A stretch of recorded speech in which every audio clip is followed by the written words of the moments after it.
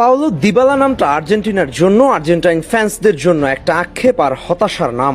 অনেকেই ভেবেছিলেন Lionel Messi পরবর্তী আর্জেন্টিনার অ্যাটাকিং লাইনের নেতা হবেন দিবালা। কেউ কেউ বলতো দ্বিতীয় মেসি, অথচ পাওলো দিবালা এখন যেন কোথাও নেই।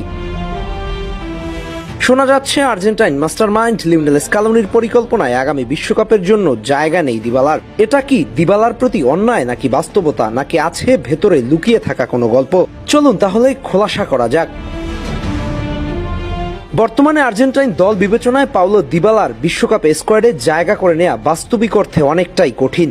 একে তো হাতে খুব বেশি একটা সময় নেই, তার উপরে দিবালা ইনজুরি থেকে ফিরেছেন মাত্র কদিন হলো। এখন পর্যন্ত ক্লাব পর্যায়ে প্রতিযোগিতামূলক ম্যাচেই ফিরতে পারছেন না, কখনো ফুল টাইম খেলতে পারছেন না। রোমার হয়ে মাঝে মাঝে দেখা যায় এমন একজন খেলোয়াড়কে বিশ্বকাপের স্কোয়াডে বিবেচনা করা বেশ কঠিন। তার উপরে আর্জেন্টিনা দলে এই মুহূর্তে ফরওয়ার্ডদের ছড়াছড়ি। ডিমারিয়ার বিদায়ের পরে তার জায়গাটা বেশ ভালোভাবেই দখল করে নিয়েছে আলমাদা।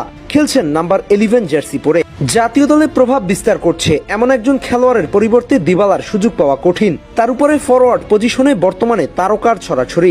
সিমিওনে, নিকোপাজ, ফ্রাঙ্কো মাস্তান্তুয়ানার মতো তারকারা দলে আছে।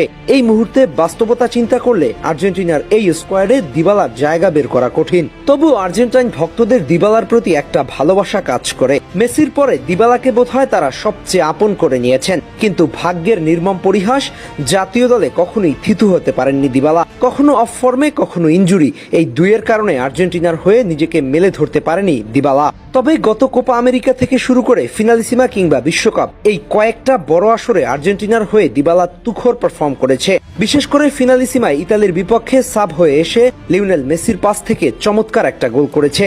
এরপর বিশ্বকাপের ফাইনালে যতটুকু সময় খেলেছেন ডোমিনেট করে খেলেছেন। বিশেষ করে আর্জেন্টিনার কঠিন সময় ফ্রান্সের সাথে পেনাল্টি